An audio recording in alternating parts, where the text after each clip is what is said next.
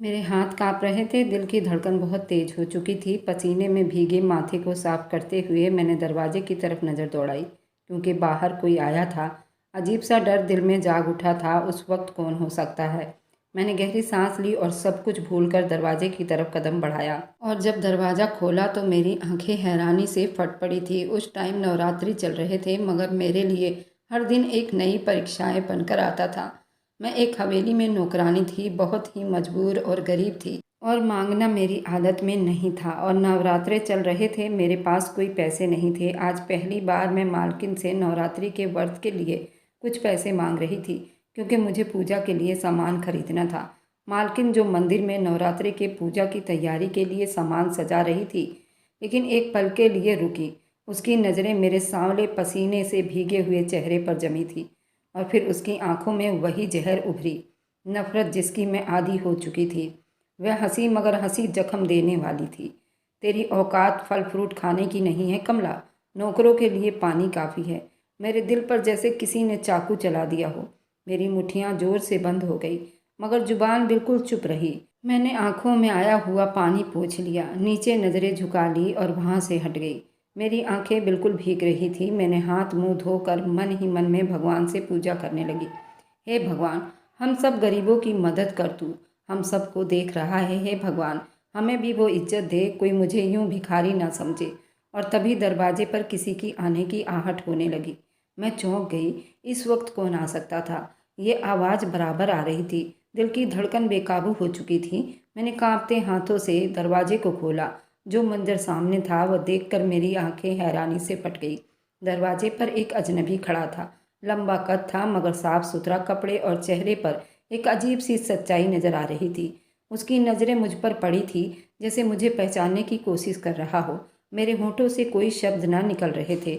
इससे पहले कि मैं कुछ और कहती, उसने एक भारी पॉकेट मेरी तरफ बढ़ाया।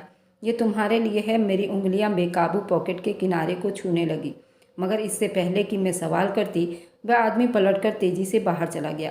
जैसे वह आया था वैसे ही चुप से गायब हो गया। मेरा दिल बुरी तरह से धड़कने लगा। मैंने इधर उधर नज़र दौड़ाई। सुनसान गली था, दूर तक कोई दिखाई नहीं दे रहा था। एक कुत्ता भौंक रहा था। मैंने धड़कते दिल के साथ दरवाज़ा बंद किया और जल्दी से अंदर आ गई। मेरे हाथ काँप रहे थे। जब मैंने अपनी कांपती उंगलियों से पैकेट को खोला, अंदर एक कई हिस्सों में मुड़ा हुआ खत था। कुछ पैसे थे। मैंने बड़ी आसानी से उन नोटों को देखा था। ये मामूली पैसे नहीं थे। खत को खोलने से पहले ही मेरी आंखें बिल्कुल भीग चुकी थी। ये सब क्या था? कौन था वह अजनबी? मैंने जल्दी से खत खोला, और जैसे ही मेरी नज़रें उस पर पड़ी, मेरा दिल जैसे मुट्ठी में आ गया हो। ये भगवान के तरफ से ही किसी का एहसान नहीं। मेरी सांसें रुक गई। ये शब्द जैसे मेरे अंदर कहीं उतर गए थे। मैंने कांपती हुई आवाज़ में धीरे से दोहराया, ये भगवान की तरफ से है। मेरी आंखों से बेकाबू होकर आंसू बहने लगे। मैंने भगवान से प्रार्थना की। ऐसे लगा जैसे भगवान ने मेरी सुन ली है, जैसे मेरे भगवान मुझे खुद जवाब दे रहे हों। लेकिन फिर मेरे अंदर एक डर जाग उठा। ये पैसे भेजने वाला कौन था? कहीं ये किसी परीक्षा का हिस्सा तो नहीं? क्या मुझे ये पैसे स्वीकार करनी चाहिए या नहीं? मेरा दिमाग सवालों में उलझने लगा। दिल में एक अजीब सी तसल्ली भी महसूस हुई थी। मैंने पैसे हाथ में ले लिए और आसमान की तरफ देखा। हे भगवान, क्या ये तेरा उपकार है? मेरी आंखों में आंसू थे, मगर इस बार ये आंसू मेरे बेबसी के नहीं थे, भगवान के आशीर्वाद के थे। मेरी हिम्मत बढ़ गई थी। हाँ, मेरा भगवान अब मेरा सुनता है। सुबह की सूर्योदय की पहली किरण हवेली में मामूली के हिसाब से शुरू हो चुकी थी। रसोई में खीर पूरी और छोले की महक उठ रही थी। नौकर अपने अपने कामों में बिजी थे। मैंने हमेशा की तरह चुप से अपना काम संभाले रखा, मगर दिल की धड़कन अब तक बेकाबू थी। रात का वो समय था। मेरे दिमाग में वो सारी बातें ताज़ा ताज़ा था। वह अजनबी, उस लिफाफे में खत, वह अजनबी आदमी की बातें, ये सब भगवान के तरफ से है। ये किसी का एहसान नहीं।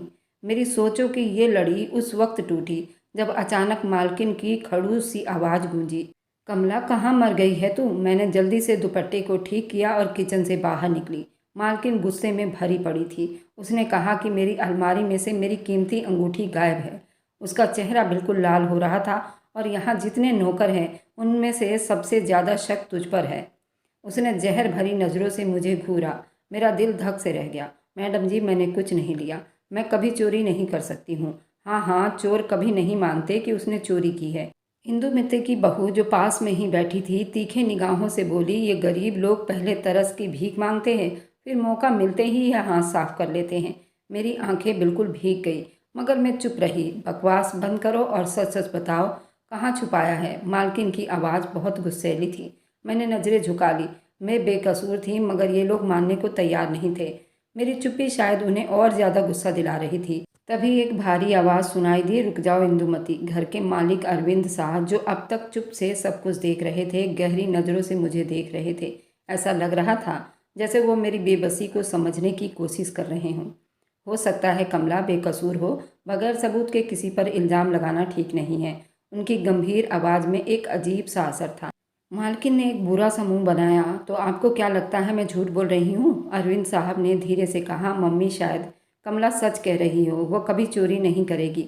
मगर बहू ने तेज शब्दों में कहा, इसकी साइड लेने की कोई ज़रूरत नहीं। एक नौकरानी पर इतना भरोसा। मैं चुप खड़ी सब कुछ सुनती रही। मुझे पता था इस इल्ज़ाम से बचना आसान नहीं होगा, मगर एक बात मैंने सीख ली थी, भगवान सब देख रहा है और सच एक दिन जरूर सामने आएगा। रात का पिछला पहर पूरा घर नींद में डूबा हुआ था, लेकिन मेरी आंखों से नींद कोसों दूर थी। दिल में अजीब सा डर था। वे इल्ज़ाम, मालकिन की बातें, सबसे बढ़कर वे अनजान आदमी जो बार बार मेरी मदद कर रहा था। आखिर ये सब कौन कर रहा था? मैं थके हुए हाथों से बिस्तर पर पड़ा हुआ कंबल ठीक कर रही थी।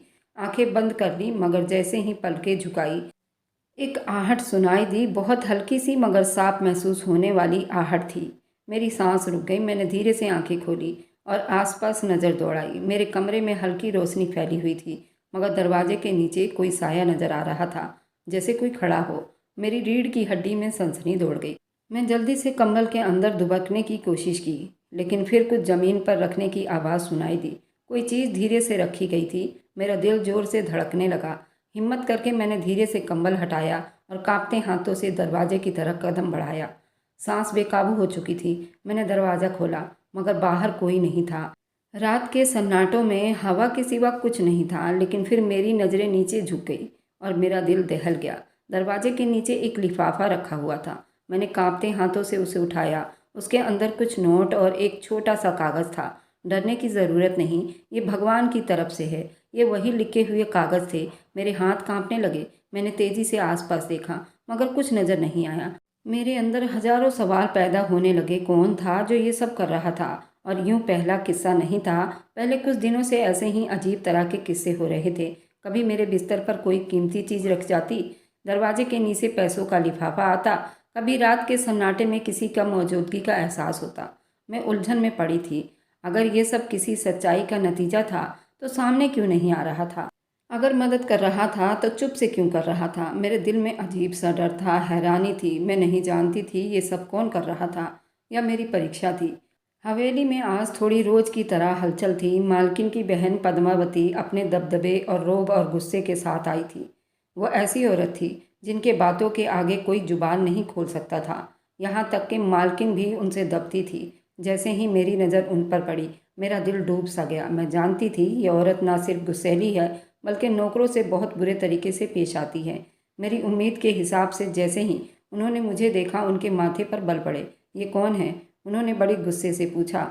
कमला, ये हमारी नौकरानी है, मालकिन ने उसे बताया। तो पद्मावती ने मुझे सर से पैर तक घूरा और गुस्से से बोली, कामचोर लग रही है। आजकल की नौकरानियाँ बहुत चालाक हो गई हैं, काम कम और बातें ज़्यादा करती हैं। मैं चुप से नज़रें झुकाकर रह गई। मैं उनसे उलझ नहीं सकती थी, बस अपना काम करना था। मगर दिन भर उनकी डांट डपट चालू रहती। वह मुझ पर गुस्सा करती, कभी किसी बहाने कभी किसी बहाने मुझे बुरा भला कहती। रात के टाइम जब सब लोग अपने कमरे में जा चुके थे, अचानक पूरे घर में हलचल मच गई। पद्मावती की तबीयत अचानक बिगड़ गई थी। नौकरानी दौड़कर मालकिन को बुलाने लगी। कुछ पलों में वह तकलीफ से कराहती हुई बिस्तर पर पड़ी थी। सांस उखड़ रही थी, वो बोल नहीं पा रही थी। मगर हैरानी की बात यह थी कि उस वक्त मालकिन समेत कोई भी उनके पास जाने को तैयार नहीं था। मैंने हिचकिचाते हुए पानी का गिलास उठाया और आगे बढ़ी। मैडम जी, ये लीजिए, आराम से पानी पी लो। उन्होंने मुश्किल से गिलास पकड़ा और बुत बनी पानी पिया। मैंने जल्दी से उनका सर ऊंचा किया और पंखा हिलाने लगी। थोड़ी देर में वो कुछ संभल गई, मगर आंखों में हैरानी थी। तुमने मेरी मदद की? वह हैरानी से बोली। ये तो मेरा फ़र्ज़ था मैडम जी, मैंने धीरे से कहा। और पद्मावती कुछ पल मुझे देखती रही, फिर धीरे आवाज़ में बोली, धन्यवाद, तुम सच में अच्छी लड़की हो। ये सुनकर मालकिन का चेहरा बिल्कुल गुस्से में हो गया। वह चुपचाप पद्मावती को देख रही थी, जैसे ये सब उसे एक आंख नहीं भा रहा था। गहरा सन्नाटा था, कमरे में सिर्फ हवा की धीमी सरसराहट सुनाई दे रही थी। मैं नींद के पलटे में थी, मगर अचानक मेरे आसपास एक अजीब सी दुनिया आबाद हो गई। मैंने खुद को एक पुरानी सुनसान हवेली के अंदर खड़ा देख रही थी। दीवारों पर जाले लटक रहे थे, फर्श पर धूल जमी हुई थी, दरवाज़ा हल्की हल्की आवाज़ के साथ झूल रहे थे, जैसे किसी शक्ति ने उन्हें छुआ हो। मेरे दिल की धड़कन तेज हो गई। अचानक एक औरत का हुलिया मेरे सामने आया। उसकी आंखें उदास थी, चेहरे पर एक अजीब सा परेशानी था। वह धीरे से मेरी तरफ बढ़ी और धीमी आवाज़ में बोली, कमला, तुम्हें मेरा राज समझना होगा। मेरे होठों से चीख निकलने को थी, मगर उससे पहले कि मैं कुछ और पूछती, हवेली की दीवारें गायब होने लगी और अचानक ही मेरी आंख खुल गई। मैं पसीने में बिल्कुल नहा गई थी, सांस फूल रही थी और दिल जैसे सीने से बाहर निकलने को था। मैंने कांपते हुए हाथों से अपना चेहरा छुआ। ये सपना था या कोई इशारा? ये औरत कौन थी? उसका क्या राज था? मेरी नींद उड़ चुकी थी। रात का बाकी हिस्सा मैंने जागते हुए बिताए थे और सुबह होते ही काम में लग गई थी, मगर दिल और दिमाग अभी भी उस सपने में उलझे हुए थे। दोपहर के टाइम में मालकिन ने मुझे अपने कमरे में बुलाया। कमला, बाजार जाकर ये सामान ले आओ, जल्दी करो, देर मत करना, उसने गुस्से में कहा और पैसे मेरे हाथ में थमा दिए। मैंने चुपचाप सर हिलाया, बाहर आई। बाजार का रास्ता हमेशा की तरह बहुत भीड़ भाड़ वाला था, मगर जैसे ही मैंने एक छोटी सी गली में कदम रखा, मेरी आंखें हैरानी से फैल गई। मेरे सामने वही हवेली थी और फिर से वही सपना मेरे सामने घूमने लगा। ये सपना था, ये हकीकत मुझे मालूम ही नहीं चल रहा था। दिन के उजाले में भी उस हवेली में थी। मेरी हिम्मत जवाब दे गई थी। मैं तेजी से पीछे हटकर अपने कदम बाहर निकाले और दौड़ती हुई वहां से निकल आई, मगर अब दिल अजीब से बेचैनी में पड़ा हुआ था। औरत कौन थी? हवेली के दस्तावेज अब मेरे सपने में आने लगा था। मेरी जिंदगी के सब सवालों का जवाब शायद इसी दरवाजे के पीछे छुपा हुआ था। मैं जैसे ही हवेली से निकली, मेरा दिल बुरी तरह से धड़क रहा था, कदमों में लड़खड़ाहट थी, दिमाग में हजारों सवाल घूम रहे थे। वह बूढ़ी औरत, उसकी इस तरह की बातें। मैंने सर झटका और तेज कदमों से बाजार की तरफ चल पड़ी, मगर रास्ते में एक अजीब सा एहसास होने लगा, जैसे कोई मुझे देख रहा हो, मेरे पीछे चल रहा हो। मैंने जल्दी से पीछे मुड़कर देखा, लेकिन वहाँ कुछ नहीं था। जब मैं हवेली वापस पहुंची तो माहौल बदला बदला सा महसूस होने लगा। हवेली में दाखिल होते ही नौकरानी सुनीता मेरे पास आई और धीरे से बोली, कमला, मेम साहब बहुत गुस्से में हैं, कह रही थी तुम न जाने कहाँ गायब हो गई थी। मेरे दिल में हलचल सी मच गई। अच्छा, मैंने संभलने की कोशिश की। तुम बाजार गई थी जैसा कि मैडम ने कहा था। सुनीता ने जल्दी से आसपास देखा और धीरे से बोली, लेकिन लगता है उन्हें तुम पर शक हो गया है। किसी बात की? मैंने हैरानी से पूछा। मुझे नहीं पता, लेकिन मैंने सुना है कि मैडम जी ने किसी आदमी को कहा है कि तुम नज़र रखो। मेरे हाथ पैर ठंडे होने लगे। क्या? सुनीता ने गंभीरता से सर हिलाया। वह सोच रही थी कि शायद तुम कोई चक्कर चला रही हो, इसलिए अब वह चाहती है कोई तुम्हारा पीछा करे और तुम्हारे हर हरकत पर नज़र रखे। मेरे अंदर डर और बेचैनी की लहर दौड़ गई। अब सब कुछ साफ हो रहा था। वह अजीब सा एहसास जैसे कोई मेरा पीछा कर रहा हो, वह सब हकीकत था। उस रात मैं अपने कमरे में बेचैनी से लेटी रही। मैंने हवेली की बातों को नज़रअंदाज करने की कोशिश की, मगर अब समस्या कुछ गंभीर हो चुकी थी। मालकिन को शक हो गया था, और अगर वो मेरे खिलाफ कुछ करने पर आ गई तो मैं क्या कर सकती थी? दीवार के उस पार कदमों की हल्की सी आहट सुनाई दी। मैंने सांस रोककर दरवाजे के सुराग से झांका। एक साया तेजी से चल रहा था। मेरे बदन में सनसनी दौड़ गई। ये हकीकत थी या कोई था जो मुझे देख रहा था? कोई था जो मेरे हर कदम पर नज़र रखे हुए था। बाजार की गलियां हमेशा की तरह बिजी थी। मैं रोज़ाना की तरह सब्जी वगैरह लेने निकली थी, लेकिन आज दिल में एक अजीब बेचैनी थी, जैसे कुछ होने वाला हो, जैसे कोई नज़र रखे हुए हो। मैं रास्ते से जा रही थी, अचानक पीछे से किसी ने मेरा नाम बुलाया, कमला। मेरी रीढ़ की हड्डी में सनसनी दौड़ गई। मैंने जल्दी पीछे मुड़कर देखा। मेरा दिल धड़कना भूल गया। ये वही अजनबी आदमी मेरे सामने आकर खड़ा था, वही जिसने मुझे पहली बार पैसे दिए थे, वही जो एक रात मेरे दरवाजे पर लिफाफा रखकर चला गया था। मेरा दिल तेजी से धड़कने लगा। आप कौन हैं? उसने एक पल को मुझे गौर से देखा, फिर धीरे से बोला, ये मत पूछो कि मैं कौन हूँ कमला, बस इतना जान लो तुम्हें बहुत सोच समझकर रहने की ज़रूरत है। क्या मतलब? मैंने बड़ी आश्चर्य में होकर उससे पूछा। तुम्हें किसी पर भी भरोसा नहीं करना चाहिए, खास तौर पर उस हवेली में रहने वालों पर। उस आदमी की बात सुनते ही मेरे हाथ में पकड़ा हुआ थैला जोर से नीचे गिर पड़ा, क्योंकि मेरे हाथ और पैर दोनों कांप रहे थे। आपको कैसे पता कि मैं कहाँ रहती हूँ? अजनबी चुप रहा। उसकी आंखों में एक अजीब सी सच्चाई थी, जैसे वह सब कुछ जानता हो मगर बताना नहीं चाहता था। कुछ लोग तुम्हें नुकसान पहुंचाना चाहते हैं और कुछ तुम्हें बचाना चाहते हैं। फैसला तुम्हें करना होगा, तुम्हें किस रास्ते पर चलना है। मेरे अंदर डर की एक लहर दौड़ गई। कौन मुझे नुकसान पहुंचाना चाहता है? आप मुझे क्यों बचा रहे हैं? अजनबी ने एक गहरी सांस ली और धीरे से बोला, ये जानने के लिए तुम्हें हकीकत को खोजना होगा। लेकिन याद रखो, हर सच्चाई आसान नहीं होती। कुछ सच्चाइयों का सामना करना बहुत मुश्किल हो जाता है। मैं और ज़्यादा कुछ पूछने वाली थी कि वो पीछे हटा और भीड़ में गुम हो गया, जैसे कभी मौजूद ही नहीं था। मैं वहीं बिल्कुल सुन खड़ी रह गई। रात के सन्नाटे में एक अजीब सी बेचैनी मेरे दिल में बस गई। हर चीज़ चुप थी। मेरे अंदर सवालों का तूफान उठ रहा था। मैं अपने बिस्तर पर लेटी आंखें बंद करने की कोशिश कर रही थी, लेकिन नींद कोसों दूर थी। अजनबी आदमी, उसकी बातें, उसकी वार्निंग, सब कुछ दिमाग में गूंज रहा था। फिर मैंने सुना एक धीमी हल्की आवाज़, कमला। मेरी आंखें जल्दी खुल गई। मैंने सांस रोककर आसपास देखा, मगर सब अंधेरे में डूबा हुआ था। सब कुछ मामूली के हिसाब से था। आवाज़ कमला। हवेली में पूरे बदन में झुरझुरी दौड़ गई। ये वहम था या हकीकत, या मैंने सच में कोई आवाज़ सुनी थी? इस हवेली के बारे में सोचते सोचते मेरे अंदर ये शक पैदा हो रहा था। मगर फिर वो आवाज़ दोबारा आई। अब मेरे पैरों तले से ज़मीन निकल गई थी। मैं हड़बड़ा कर उठ बैठी, पसीने में बिल्कुल नहा गई थी। ये सब क्या था? मैंने जल्दी से कंबल हटाया और कांपते कदमों से दरवाजे की तरफ बढ़ गई। बाहर झांकने लगी। हवेली के हर आदमी के कमरे की लाइट बंद थी। मैं गहरी नींद में थी, कहीं कोई मौजूद नहीं था। फिर ये आवाज़ कहाँ से आ रही थी? मेरा दिल बुरी तरह से धड़कने लगा। अगली सुबह मैंने फैसला कर लिया। मैं नहीं जानती थी ये सब मेरे दिमाग की उपज है या हकीकत में कोई शक्ति मेरे आसपास है। एक बात बिल्कुल साफ थी, मुझे हवेली जाना ही होगा।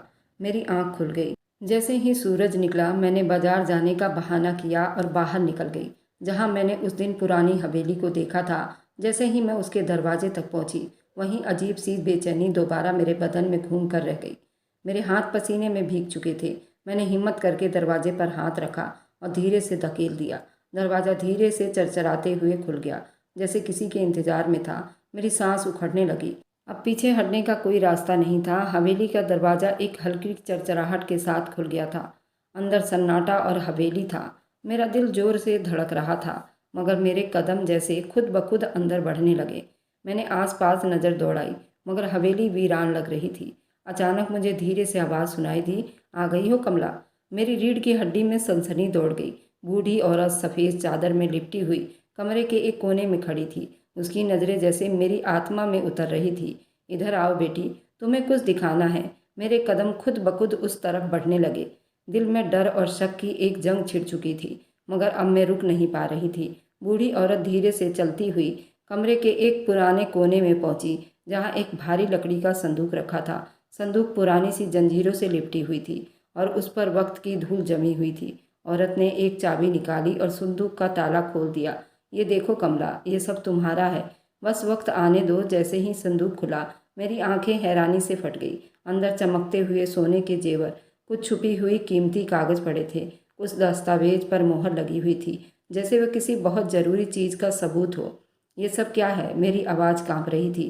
बूढ़ी औरत हल्का सा मुस्कुराई, मगर उसकी आंखों में गहरा राज छुपा हुआ था। वक्त आएगा, सब कुछ जान जाओगी। बस इतना समझ लो, तुम्हारी किस्मत बहुत बड़ी है कमला, मगर परीक्षाओं के बगैर कुछ नहीं मिलता। मेरा दिमाग सुन्न हो गया। ये सब कैसे मेरा हो सकता था? मैं तो सिर्फ एक आम सी नौकरानी थी। मैंने पीछे हटने की कोशिश की। ये सब गलत फहमी है, मैं कुछ नहीं जानती। मुझे जाना होगा। बूढ़ी औरत ने चुपके से सर हिलाया। जाओ, मगर याद रखना, सच्चाई से ज़्यादा देर तक भाग नहीं सकती। मेरे जिस्म कांपने लगे थे। मैंने एक पल को संदूक को देखा, फिर डर में हवेली से बाहर की तरफ दौड़ पड़ी। मगर उस रात जब मैं अपने बिस्तर पर लेटी, नींद मेरी आंखों से कोसों दूर थी। बार बार वो बूढ़ी औरत की आवाज़ गूंज रही थी, ये सब तुम्हारा हो जाएगा, बस वक्त आने दो। आज हवेली से वापस आए 2 दिन हो चुके थे, मगर मेरा दिल अब भी बेचैन था। वह संदूक, वह बूढ़ी औरत, बातें, सब कुछ मेरे दिमाग में घूम रहा था। मैंने खुद को समझाने की बहुत कोशिश की, ये सब बस एक मेरा वहम है, लेकिन दिल मानने को तैयार ही नहीं था। मगर उन सब ख्याल से ज़्यादा अब घर में एक और परेशानी खड़ी हो चुकी थी। मालकिन और साहब की तबीयत अचानक बिगड़ने लगी थी। वे दिन ब दिन कमज़ोर होते जा रहे थे और आज तो उनकी हालत और ज़्यादा ख़राब हो गई थी। पूरे घर में हलचल मच गई। डॉक्टरों को बुलाया गया। सारी नौकरानियां इधर उधर भाग रही थी, बहुत परेशान नजर आ रही थी। कमला को बुलाओ, साहब की कमज़ोर आवाज़ गूंजी और सब चौंक गए। मालकिन की आंखों में एक अजीब सी दर्द उभरी, मगर मजबूरन उसने मेरी तरफ देखा। जाओ पानी लेकर आओ। मैंने जल्दी से पानी का गिलास उठाया और उनके कमरे में दाखिल हुई। सम्राट साहब पसीने में भीगे हुए थे, चेहरे पर कमजोरी के साए दिखाई दे रहे थे। मैंने धीरे से गिलास उनके तरफ बढ़ाया। उन्होंने मेरे हाथ से पानी ले लिया और जैसे ही पानी पिया उनके चेहरे पर कुछ आराम आया, मगर फिर उन्होंने मेरी तरफ अजीब सी नज़रों से देखा। कमला, तुम यहाँ कब तक रहोगी? मैंने हैरान रह गई। जी साहब। साहब ने गहरी सांस ली। ये घर और लोग तुम्हारे साथ अच्छा व्यवहार नहीं करते, मैं जानता हूँ। मेरी नज़रें झुक गई। मैं कुछ बोल ना सकी। उस पल दरवाजे पर खड़ी मालकिन का सब्र जवाब दे गया था। बस बहुत हो गया। वह गुस्से में बोली, सम्राट साहब, तुम्हें इस मामूली नौकरानी की इतनी फिक्र क्यों हो रही है? सम्राट साहब ने कमजोरी के बावजूद नज़रें उठाकर उसे देखा। क्योंकि वह आम लड़की नहीं इंदुमती, मुझे लगता है। तुम अपनी बकवास बंद करो। मालकिन ने गुस्से में आकर बेड के पास पड़ी चीज़ों को जोर से धक्का दिया। बस एक नौकरानी है और मैं उसे अब और ज़्यादा इस घर में नहीं देखना चाहती। मेरे दिल को एक झटका लगा। कमला, तुम्हें निकाल दिया गया है। मालकिन की आवाज़ हवा में गूंजी थी। मेरी दुनिया जैसे पल भर में लुट गई थी। मैं इस हवेली से निकल आई, मगर दिल में एक अजीब सा दर्द था। जैसे लग रहा था कुछ अधूरी चीज़ रह गई हो, जैसे मेरी किस्मत की कोई चीज़ अभी पूरी नहीं हुई हो। मैंने खुद को समझाने की कोशिश की, जो भी हुआ मेरे लिए अच्छा था। उस घर में मुझे इज्जत नहीं मिली, हर दिन परेशानी सहनी पड़ती। और अब जब मैं वहाँ से निकल आई तो शायद मेरे लिए कोई और रास्ता खुलेगा, लेकिन फिर भी दिल में एक अजीब बेचैनी थी जो ख़त्म होने का नाम ही नहीं ले रही थी। कुछ दिन बाद सुनीता का खबर आया। उसकी आवाज़ में घबराहट थी। कमला, तुम्हें पता है मैडम जी बीमार पड़ गई हैं, किसी दवा से भी उनकी तबीयत ठीक नहीं हो रही। मैं हैरान रह गई। मालकिन हमेशा बहुत गुस्से में रहती थी, वह हुक्म चलाने वाली, फिर अचानक वो बीमार कैसे हो गई? और सिर्फ वह नहीं, सुनीता धीरे से कहा, घर में सब कुछ अजीब हो रहा है, हर चीज़ खुद ब खुद गिरती जाती है, कभी खिड़कियां खुलने लगती हैं। सबसे ज़्यादा हैरान करने वाली बात, वह कुछ पल को रोकी, जैसे बोलने से डर रही हो। क्या हुआ सुनीता? मैंने बेचैनी से पूछा। मालकिन तुम्हें याद कर रहे हैं। ये बात मेरे लिए बेहद तकलीफ देने वाली थी। ये सब कुछ तुम्हारे जाने के बाद हो रहा है। मैं कुछ पल चुप रही। क्या सच में मेरे ना रहने की वजह से ये सब हो रहा था? फिर ये बस वैसे मेरी बातें थी? मेरे दिल में हजारों सवाल थे, मगर किसी के पास कोई जवाब नहीं था। मैं नहीं जानती थी कि मैं कहाँ जा रही हूँ। कदम खुद ब खुद चल रहे थे, जैसे मेरे बस में कुछ न हो। हवेली से निकल जाने के बाद मैंने कुछ दिन एक जानने वाली के यहाँ रही, मगर कब तक? मेरे पास कोई ठिकाना भी नहीं था, कोई सर छुपाने की छत भी नहीं थी। मेरा दिल घबरा रहा था, मगर मैंने अपने आंसू पी रखे थे। आखिर जब रास्ता कहीं नज़र नहीं आया तो मैं मंदिर की सीढ़ियों पर जाकर बैठ गई। यहाँ एक सुकून था, एक ऐसा सुकून जो मेरे अंदर की तूफान को हमेशा कुछ देर के लिए कम कर देता था। मैंने सर झुकाकर आंखें बंद कर ली और दिल ही दिल में भगवान से प्रार्थना करने लगी। हे भगवान, मुझे रास्ता दिखा दे, मुझे बता दे मैं कहाँ जाऊँ, क्या करूँ? कमला, एक अजीब सी आवाज़ ने मेरी प्रार्थनाओं को भंग कर दिया था। मेरी आंखें हैरानी से खुल गई। मैं चौंक कर सामने देखा। वही अजनबी आदमी मेरे सामने खड़ा था, जो आदमी पहली बार मुझे लिफाफा पकड़ा कर गया था और मेरी मदद करता था और मुझे हमेशा सावधान रखता था। मैंने बेकाबू होकर अपने आप को संभाला और हकलाते हुए बोली, आप यहाँ क्या कर रहे हैं? वह आदमी मेरे पास आया। उसकी आंखों में गहरी उदासी थी, जैसे वह आज कुछ ऐसा कहने वाला था जो सब कुछ बदल देगा। अब वक्त आ गया है कि तुम अपनी हकीकत जान लो। कमला, मेरा दिल एक पल को जैसे रुक सा गया। क्या मतलब? मैंने कांपती हुई आवाज़ में पूछा। अजनबी ने एक गहरी सांस ली, फिर धीरे से बोला, तुम्हारी किस्मत आम नहीं कमला। तुम जिसको एक मामूली ज़िंदगी समझ रही हो, वह हकीकत में एक बड़ा राज है। वह राज बरसों से छुपा हुआ था। अब वक्त आ गया है सच्चाई तुम्हारे सामने आए। मेरे जिस्म में सनसनी दौड़ गई। कौन सा राज? अजनबी ने मुझे गौर से देखा और एक ऐसा शब्द कहा जिसने मेरी आत्मा तक हिलाकर रख दिए। वह हवेली जिसे तुम सपनों में देखती हो, वही तुम्हारा असली घर है। ये आवाज़ मेरे कानों में जैसे गूंजती चली गई। मैं अजनबी को हैरानी और डर के मिले जुले असर से देख रही थी। मैं उस हवेली की वारिस, ये कैसे मुमकिन है? अजनबी ने एक गहरी सांस ली, जैसे किसी बड़ी सच्चाई को बताने वाला हो और खुद को उसके लिए तैयार कर रहा हो। तुम्हारा असली नाम कमला नहीं, तुम उस अमीर घराने की बेटी हो और उस हवेली पर दूसरों ने कब्जा कर लिया है। वह हवेली जहाँ तुम्हें बार बार जाने का इशारा मिलता रहा, वह तुम्हारे दादा की थी। तुम्हारे परिवार कभी बहुत ताकतवर हुआ करते थे, लेकिन तुम्हारे हक से अलग कर दिया गया। मेरा दिमाग सुन्न हो चुका था। ये कैसे हो सकता है? मैं तो एक आम सी नौकरानी थी, एक बेसहारा लड़की थी जिसे उसके अपने ठुकरा कर चले गए थे। मेरी आवाज़ कांप रही थी। यही तो तुम्हें मालूम नहीं था। तुम्हें छुपाया गया था। तुम्हें एक मामूली ज़िंदगी बिताने पर मजबूर किया गया ताकि तुम्हें कभी हकीकत का पता न चले। मगर सच्चाई हमेशा छुपाई नहीं जा सकती। मेरे दिल की धड़कनें तेज हो गई। क्या सबूत है कि मैं वही लड़की हूँ? मैंने कांपती हुई आवाज़ में पूछा। अजनबी हल्का सा मुस्कुराया, जैसे उसे मेरे उस सवाल की उम्मीद ना थी। वही संदूक जिसे तुमने अपनी आंखों से देखा, वही जेवर, वही दस्तावेज, वह सब इस बात का सबूत है कि तुम ही उस परिवार की इकलौती वारिस हो। मेरे जिस्म में झुरझुरी दौड़ गई। वह संदूक जो बूढ़ी औरत ने मुझे दिखाया था, क्या सच में वह सब मेरा था?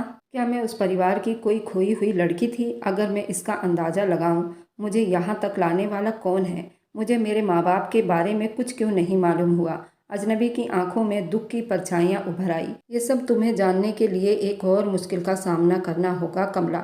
मगर एक बात याद रखो, जिन लोगों ने तुमसे सब कुछ छीना है, वे लोग कभी नहीं चाहेंगे कि तुम सच्चाई तक पहुँचो। मुझे यूं लगा जैसे ज़मीन मेरे पैरों तले से निकल रही हो। क्या मेरी ज़िंदगी एक झूठ पर बनी हुई थी? क्या मैं वह नहीं थी जो मैं समझती थी? अगर मैं सच में उस हवेली की वारिस थी, तो मेरे दुश्मन कौन थे? मेरे कदम कांप रहे थे। दिमाग जैसे सुन्न हो गया था। मैं वहीं मंदिर की सीढ़ियों पर पत्थर बनकर बैठी थी, मगर मुझे ऐसा लग रहा था जैसे ज़मीन मेरे नीचे से निकल चुकी हो। ये कैसे मुमकिन है? मैं उस हवेली की वारिस, अजनबी की आवाज़ अभी भी मेरे कानों में गूंज रही थी। तुम्हारी किस्मत आम नहीं कमला। तुम जिसे अपनी मामूली ज़िंदगी समझ रही हो, वह हकीकत में एक बहुत बड़ा राज है। वह राज जो बरसों से छुपा हुआ था, अब वक्त आ गया है तुम्हारे सामने आए। मेरे कदम कांप रहे थे। मेरी पूरी ज़िंदगी जैसे एक धुएं की तरह था। सालों नौकरानी बनकर वक्त बिताया, जहाँ मैंने मालकिन के ताने सहे, जहाँ मैंने परेशानी बर्दाश्त की, वही घर हकीकत में मेरा था। मैंने आंखें बंद की और एक नज़र मेरी आंखों के सामने वह सब घूमने लगा। तेरी औकात है कमला? तू बस एक नौकरानी है। तेरी औकात फल खाने की नहीं। मैं जानती हूँ तूने चोरी की है। मेरे अंदर जैसे आग सी भड़कने लगी। यही लोग थे जिन्होंने मुझे अपने कदमों में रोंदे रखा। यही लोग थे जिन्होंने हमेशा मुझे नीचा समझा। उन्हें अगर पता चले कि मैं वही लड़की हूँ जिसकी दौलत पर ऐश कर रहे थे, तो मुझे नहीं पता था कि मैं उस सच्चाई के साथ कैसे जीना शुरू करूँगी। क्या मुझे खुश रहना चाहिए था या दुखी होना चाहिए था कि मेरी ज़िंदगी का हर दिन झूठ में बीता? मैं जानती थी कि मैं उन सबके सामने जाकर कह सकती हूँ, तुमने नीचा समझा और मैं ही इस हवेली की असली हकदार हूँ। मगर क्या मैं ऐसा कर सकती थी? क्या मैं वह लड़की थी जो अब तक सब कुछ चुप कर कर सहती थी? या मैं वह लड़की बन चुकी हूँ जो अपने हकीकत का सामना करने के लिए तैयार थी? मेरे दिल में सवालों का तूफान था, मगर एक सवाल सबसे ज़्यादा ज़रूरी ये था, मैं क्या करने जा रही हूँ? मेरे अंदर डर था, गुस्सा था, मगर सबसे बढ़कर एक हिम्मत था। ये वक्त था जब मैं अपनी हकीकत को स्वीकार करने, अपने हक के लिए खड़ी हो सकती थी, या फिर हमेशा के लिए खुद को इसी अंधेरे में धकेल सकती थी जहाँ मैं आज तक कैद थी। अब फैसला करना था। मुझे पता था कि मैं पीछे नहीं हटूंगी। मेरे अंदर डर खत्म हो चुका था। अब जो कुछ भी होना था मुझे खुद करना था। मैं कमज़ोर नहीं थी। मुझे अपने हक के लिए खड़ा होना था। मैं सीधे एक वकील के दफ्तर पहुंची। मेरे हाथ में वह सारे दस्तावेज थे जो उस बूढ़ी औरत ने मुझे दी थी। मुझे अपनी हवेली वापस चाहिए। मेरी आवाज़ मजबूत थी और इस बार मैं एक नौकरानी की हैसियत से नहीं बोल रही थी। वकील ने गौर से वह कागज़ देखे, फिर मेरी तरफ देखा। यह सब बिल्कुल ठीक लग रहा है। अगर ये दस्तावेज असली हैं तो इसका मतलब कि वह हवेली कानूनी तौर पर आपकी है। मेरे दिल को सुकून मिला। वकील ने अगले ही पल एक और सवाल पूछा कि क्या आप तैयार हैं इस लड़ाई के लिए? ये आसान नहीं होगा। वे लोग जो बरसों से उस हवेली पर कब्जा करके बैठे हैं, क्या वे इतनी आसानी से इस हवेली को छोड़ देंगे? मैंने गहरी सांस ली और फिर धीरे से कहा, वे चाहे जो कुछ करे, मैं पीछे नहीं हटूंगी। ये मेरा फैसला है और अब मैं अपनी हवेली किसी को नहीं सौंपूंगी। वकील ने सर उठाया। ठीक है, तो फिर हम कानूनी कार्रवाई शुरू करते हैं। कानूनी कार्रवाई कागज़ होते ही मैंने महसूस किया ये इतना आसान नहीं होने वाली थी।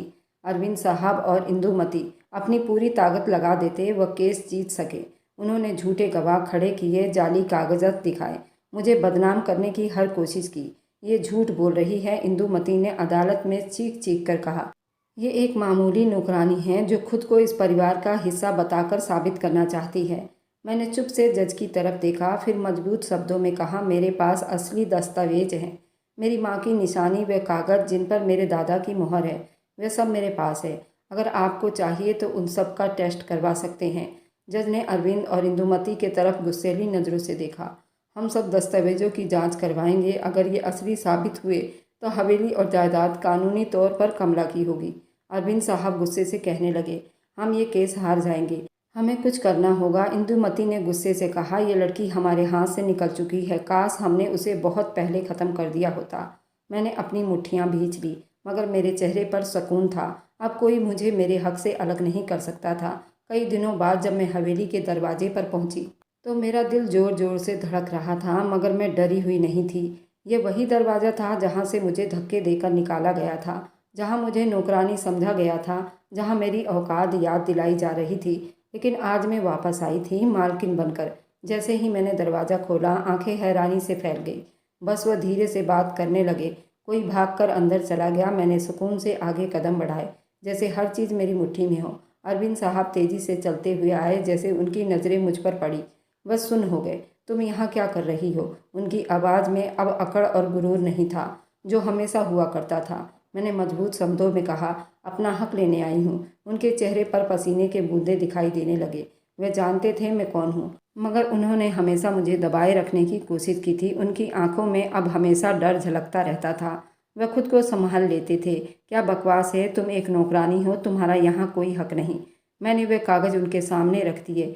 ये मेरी हवेली है और इसके कागज़ मेरे पास है, और अदालत ने फैसला सुना दिया। ये हवेली जिस पर तुमने कब्जा कर रखा है, ये दौलत जो तुमने सालों तक ऐश के लिए इस्तेमाल किए, सब कुछ मेरा है। अरविंद साहब ने कांपते हाथों से कागज़ लिए और उन पर नज़रें दौड़ाई, और उनका चेहरा फीका हो गया। इस वक्त इंदुमती भी अंदर से बाहर आई और मुझे देखकर चौंक गई। तुम यहाँ क्या कर रही हो? साहब ने गुस्से की नज़रों से इंदुमती को देखा और फिर धीरे से बोले, ये अब इस हवेली की मालकिन है। इंदुमती के कदम डगमगा गए, उसका चेहरा पीला पड़ गया। मैंने अपनी नज़रें उन दोनों पर जमा कर कहा, ये वक्त है सच्चाई का सामना करने का। अब वह दिन आ गए हैं जब तुम मुझे मामूली समझती थी। आज मैं वही कमला हूँ, लेकिन नौकरानी नहीं, इस हवेली की वारिस हूँ। हवेली के बड़े हॉल में सब मौजूद थे, मगर आज हालात बदले हुए थे। साहब और इंदुमती, जो हमेशा खुद को इस हवेली की मालिक समझती थी, आज मुजरिमों की तरह सर झुकाए खड़े थे। वह नौकर जो पहले मुझ पर हुक्म चलाते थे, आज नज़र चुरा रहे थे जहाँ मुझे बरसों पहले होना चाहिए था। मेरी कानूनी जंग बहुत मुश्किलों में बीती थी, मगर मैंने हर कदम पर सब्र किया और आज मैं अपने हक पर खड़ी थी। हवेली मेरी है, मैंने मजबूत शब्दों में कहा। मेरी आवाज़ कमज़ोर नहीं थी जो पहले हुआ करती थी। इंदुमती ने नज़रें उठाई, उसकी आंखों में हार और चेहरे पर मायूसी दिखी। कमला, हमें माफ़ कर दो। मैंने उसकी बात सुनी, मगर मेरे दिल में एक तूफान उठा था। यही औरत थी जिसने मुझे नौकरानी समझकर जलील किया था। यही औरत थी जिसने मेरी माँ को बेदर्दी से कत्ल करवाया था, मुझे अनाथ बना दिया, मेरी पहचान मुझसे छीन ली, और आज वह माफ़ी मांग रही थी। मेरे दिल में एक पल के लिए सख्त गुस्सा आया, लेकिन फिर मैंने सोचा, क्या मैं अभी भी वही बनना चाहती हूँ जो ये सब लोग थे? क्या मैं भी बदले की आग में जलना चाहती थी? मैंने एक गहरी सांस ली, अपना गुस्सा काबू किया और अपनी ज़िंदगी का सबसे बड़ा फैसला कर लिया। मैं तुम्हें माफ़ नहीं कर सकती, लेकिन मैं तुम पर जुल्म भी नहीं करूंगी जो तुमने मुझ पर किया। मेरी नज़रें साहब और इंदुमती पर जमी हुई थी। यह हवेली अब मेरे वसूलों पर चलेगी। अब यहाँ किसी के साथ नाइंसाफ़ी नहीं होगी और कोई किसी पर हावी नहीं होगा। मेरी बात सुनकर इंदुमती के कंधे झुक गए। साहब, जो हमेशा एक शरीफ आदमी दिखाई देता था, वह चुप था। मैंने पलटकर हवेली की दीवार को देखा। यह सिर्फ ईंट और पत्थरों की बनी एक इमारत नहीं थी। मेरी पहचान, मेरे आसपास की दुनिया जैसे धुंधला गई थी। तुम्हारी माँ को इस हवेली में कत्ल किया गया था ताकि तुम्हारी दौलत छीनी जा सके। ये शब्द मेरे दिमाग में गूंज रहा था, बार बार, जैसे कोई मुझे हिलाकर कह रहा हो। मैंने आंखें खोली, मेरे सामने वही आदमी था। सच्चाई को पहचान लो और फैसला करो कि अब मुझे क्या करना है। मैंने अपने सामने खड़े आदमी को बड़ी आश्चर्य से देखा, जिसने हमेशा मेरी मदद की, मुझे रास्ता दिखाया।